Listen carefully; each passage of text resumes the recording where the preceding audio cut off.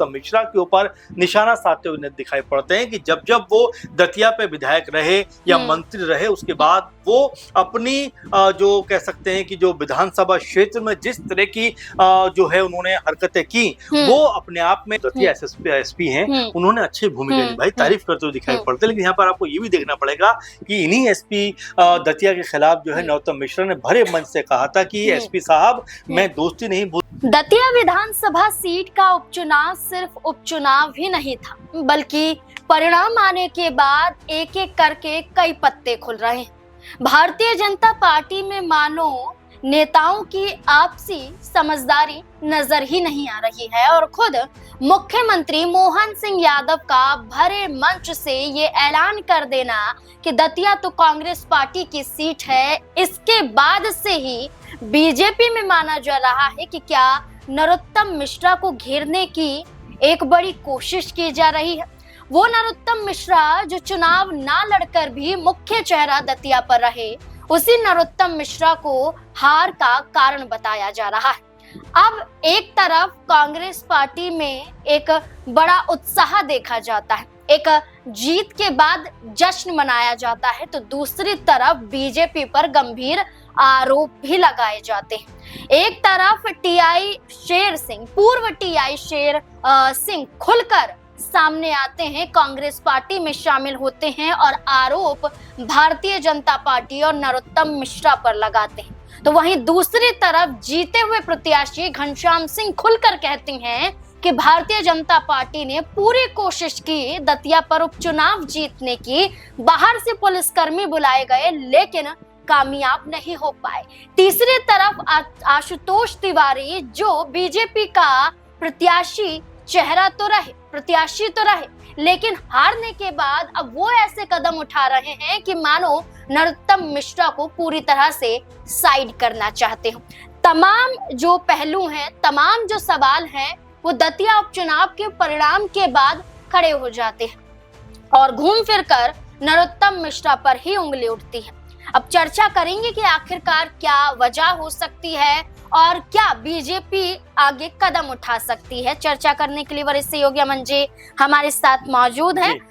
Sir, बीते दिनों यहाँ एक अभिनंदन कार्यक्रम का आयोजन किया जाता है और इस कार्यक्रम में देखा जाए तो कांग्रेस पार्टी की जो दतिया से महिला महासचिव हैं रचना, वो इस कार्यक्रम का आयोजन करती हैं और इसी में बात करें जो पूर्व टीआई है शेर सिंह बड़ोनिया, वो कांग्रेस पार्टी का हिस्सा बनते हैं और साथ ही साथ ये कहते हैं कि 2023 से पहले दतिया पर इस तरह का प्रभाव था कि आप इसे गुंडा राज तक कह सकते हैं। उनका ये कहना है कि 25 मिनट में ही उन्हें उनके पद से, उनके कार्य से हटा दिया गया। ये सिर्फ और सिर्फ गुंडाई है, एक तरह का बयान वो पेश करते हैं। वो किस और इशारा कर रहे हैं और वो क्या बताने की कोशिश कर रहे हैं कि कांग्रेस पार्टी आई है तब से दतिया पर बदलाव देखा गया है। देखिए, बिल्कुल 23 से पहले की बात करें तो लगातार 3 दफा दतिया से नरोत्तम मिश्रा चुनाव जीतते रहे। उस वक्त गृह मंत्री भी थे और जिस वक्त की बात टीआई शेर सिंह करते हैं, उस वक्त को वो बताते हैं कि जिस तरह का माहौल दिखाई पड़ता था, ऐसा लगता था कि गुंडा राज चल रहा है। लगातार वहां पर अपराध जो है वो बढ़ता हुआ दिखाई पड़ रहा था और उनको महज आधा घंटे के अंदर उनके पद से हटा दिया गया। इस तरह के आरोप लगाते हुए यहाँ पे नजर आते हैं। यानी एक तरीके से नरोत्तम मिश्रा के ऊपर निशाना साधते हुए दिखाई पड़ते हैं कि जब जब वो दतिया पे विधायक रहे या मंत्री रहे, उसके बाद वो अपनी जो कह सकते हैं कि जो विधानसभा क्षेत्र में जिस तरह की जो है उन्होंने हरकतें की, वो अपने आप में चर्चाओं का विषय बनती हुई दिखाई पड़ती थी। जिस तरह से वो नजर आते थे, गृह मंत्री होके भी जिस तरह की उनकी हरकतें दिखाई पड़ती थी, ऐसा लगता नहीं था कि वो इतने बड़े ओहदे पर काम कर रहे हैं, क्योंकि कई दफा उनको जो है आला कमान ने भी टोका, कई दफा फिल्मों को लेकर बयान दिए, दीपिका पादुकोण अभिनेत्री उनको लेकर बयान दिए, कई फिल्मों को लेकर बयान दिए और इसी के बाद पीएम मोदी ने यहाँ तक कहा था कि हमारे एक मंत्री हैं, उनको फिल्मों पे बोलने का बड़ा शौक है, बड़ा बयानबाजी करने का मन करता है और तमाम तरह से उन्होंने इशारा किया था कि इस तरह की जो है भाषा का प्रयोग नहीं किया जाना चाहिए, आपको अपने काम पर फोकस करना चाहिए। और जब 23 का चुनाव आता है और चुनाव में भी बड़ा बढ़ चढ़कर वो हिस्सा लेते हैं, लेकिन 23 के जो चुनाव परिणाम होते हैं वो एकदम से उनके खिलाफ यानी नरोत्तम मिश्रा के खिलाफ चले जाते हैं और राजेंद्र भारती 23 में चुनाव जीत जाते हैं। उसके बाद से आप देखेंगे नरोत्तम मिश्रा लगातार दतिया के ऊपर बीजेपी के अंदर कमजोर होते हुए दिखाई पड़े। 2024 में उनकी कोई पूछ नहीं होती, कहीं कोई टिकट नहीं मिलता, राज्यसभा चुनाव होता है कहीं कोई दिखाई नहीं पड़ते। उसके अलावा दतिया पर जब उपचुनाव होता है तो इतने उत्साह में थे कि नामांकन पर्चा तक खरीद लेते हैं, लेकिन बीजेपी कहती है नहीं आप नहीं बल्कि आशुतोष तिवारी चुनाव लड़ेंगे। तो एक तरीके से देखा गया कि लगभग पूरा प्रभाव जो था वो नरोत्तम मिश्रा का दतिया के ऊपर खत्म होता हुआ दिखाई पड़ा। और अब लगभग ऐसा लगता है कि बीजेपी के जो नेता हैं, खासकर दतिया क्षेत्र में जो नेता हैं, वो भी नहीं चाहते कि नरोत्तम मिश्रा को दोबारा कोई बड़ी जिम्मेदारी मिलती हुई दिखाई पड़े। बिल्कुल सर, जो कांग्रेस पार्टी के जो प्रत्याशी जीते हैं घनश्याम सिंह, वो भी खुलासा करते हैं और वो ये कहते हुए नजर आते हैं कि जो ग्वालियर के डीआईजी असित यहाँ यादव हैं, उनके निर्देश पर बाहर से पुलिसकर्मी बुलाए गए थे और मतदान के दौरान कुछ बूथों पर कब्जा करने की कोशिश की गई थी। ये खुलकर कहते हैं कि दतिया जिला पंचायत सीईओ अक्षय तेम्रवाल पर भी पंचायत सचिवों पर भाजपा के पक्ष में काम कराने का दबाव बनाने का ये आरोप वो लगाते हैं। जब वो जीत जाते हैं या उससे पहले वो कुछ नहीं कहते हैं। अब कुछ दिनों बाद उनका ये बयान आता है, वो क्या बता रहे हैं कि बीजेपी हमेशा से चुनाव इस तरह से ही जीतती है, इसके अलावा उनके पास जीतने का तरीका ही नहीं है। देखिए वो ये भी कहते हैं कि जो दतिया एसपी हैं उन्होंने अच्छी भूमिका निभाई, तारीफ करते हुए दिखाई पड़ते हैं। लेकिन यहाँ पर आपको ये भी देखना पड़ेगा कि इन्हीं एसपी दतिया के खिलाफ जो है नरोत्तम मिश्रा ने भरे मन से कहा था कि एसपी साहब मैं दोस्ती नहीं भूलता, मैं दुश्मनी भी नहीं भूलता। एक तरीके से उनको चेतावनी देते हुए दिखाई पड़ते हैं। लेकिन यहाँ पर घनश्याम सिंह दतिया एसपी की तारीफ करते हैं तो अपने आप पता चलता है कि जो माहौल बना वो कांग्रेस पार्टी के में बना।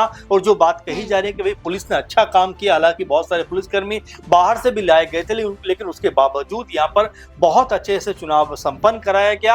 और इसी का परिणाम है कि जो बीजेपी पर आरोप लगते हैं कि भाई अपने पक्ष में पूरा माहौल कर लेते हैं, लेकिन यहाँ पर ऐसा नहीं हुआ और ये चुनाव निष्पक्ष रहा जिसमें बीजेपी को हार का मुंह देखना पड़ा। लेकिन बड़ी और महत्वपूर्ण बात यह है कि देखिए चुनाव हारने के बाद घनश्याम सिंह तो एक बड़ा चेहरा बन रहे हैं, लेकिन यहाँ पर नरोत्तम मिश्रा लगातार वो निशाने पर हैं, लगातार उनके ऊपर जो है पूरी हार का ठिकरा फोड़ा जा रहा है कि भाई आपकी वजह से चुनाव हारे हैं। और तमाम तरह से उनको कभी दिल्ली तलब किया जाता है, हालांकि इसके बारे में पुष्टि नहीं होती कि वो दिल्ली क्यों जाते, लेकिन जिस तरह से कहा भी जा रहा था कि इन तमाम चीजों की समीक्षा होगी, तमाम पहलुओं की जांच होगी, उसके बाद ही हम कह सकते हैं कि जो नरोत्तम मिश्रा हैं क्या वाकई में वो जिम्मेदार हैं। लेकिन अब जिस तरह का इशारा समझ में आता है, जिस तरह की बयानबाजी समझ में आती है नरोत्तम मिश्रा की, उससे तो ऐसा लगता है कि कहीं ना कहीं उनके मन में इस बात की दर्द और चुभन है कि आखिर उनको अलग थलग क्यों कर दिया गया। दिल्ली वो आते हैं, आपने देखा दिल्ली में आने के बाद वो क्या कहते हैं कि मैंने ना तो किसी समय मांगा है और ना मैं किसी से मिला हूं, और उसके अगले ही दिन भोपाल चले आते हैं। तो क्या उनको अब इग्नोर किया जा रहा है? क्या बीजेपी का कोई बड़ा नेता उनसे मिलना नहीं चाहता? तो ऐसे में नरोत्तम मिश्रा की जो इमेज है वो लगातार डाउन हो रही है। अब ऐसे में बड़ा सवाल ये बन जाता है कि क्या मोहन सिंह यादव जो मुख्यमंत्री हैं और जिनके ऊपर भी तमाम तरह के आरोप नरोत्तम मिश्रा समर्थकों ने लगाए, क्या वो भी यहाँ पर कोई बड़ा एक्शन लेते हुए दिखाई पड़ेंगे? क्योंकि उनकी भी मुलाकात बीते दिनों कई बीजेपी के बड़े नेताओं के साथ में हुई है और ये तक कहा जा रहा है कि क्या संगठन में भी कोई बदलाव हो सकता है। देखिए बिल्कुल ये कोशिश की जा रही है कि बीजेपी मंथन कर रही है कार्यवाही। बिल्कुल एक तरफ नरोत्तम मिश्रा के जो समर्थित कार्यकर्ता हैं, जो उनके साथ जुड़े रहे हैं, वो खुलकर विरोध करते हैं बीजेपी का और बीजेपी के फैसलों का। और वहीं नरोत्तम मिश्रा भी खुलकर कहते हैं कि आशुतोष तिवारी भी उनके समर्थकों में से एक माने जाते हैं, उनके बेहद करीबी हैं और उन्हें जब टिकट दिया गया था तो सहमति थी। लेकिन अब आशुतोष तिवारी हैं कि बिना नरोत्तम मिश्रा के ही कई बड़े ऐलान कर देते हैं। और ऐसे में माना जा रहा है कि क्या ये नाराजगी नरोत्तम मिश्रा के तमाम और कार्यकर्ताओं के बीच में भी देखने को मिलेगी, क्योंकि जिस तरह के फैसले, जिस तरह के कदम उठाए जा रहे हैं, ये नरोत्तम मिश्रा के खिलाफ ही माने जा रहे हैं। क्या आपको भी यही लगता है? अपनी राय हमारे साथ जरूर साझा करें। धन्यवाद।